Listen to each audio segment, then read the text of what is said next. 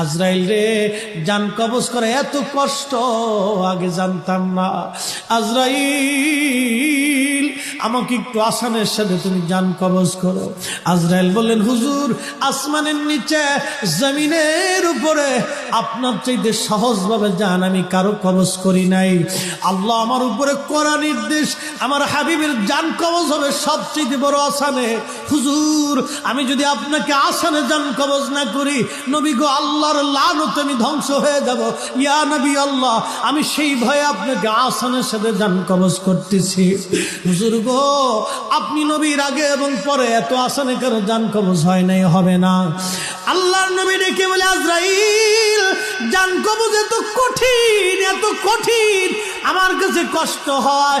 একটা অনুরোধ তোমার কাছে করে দেয় আজরাইল, আমার উম্মতের জান কবজটা তুমি সহজে কইরো। আমার উম্মত গুনাহগার, আমার উম্মত পাপী, আমার উম্মত গুনাহগার, আমার উম্মতের জানটা তুমি আসানের সাথে কইরো।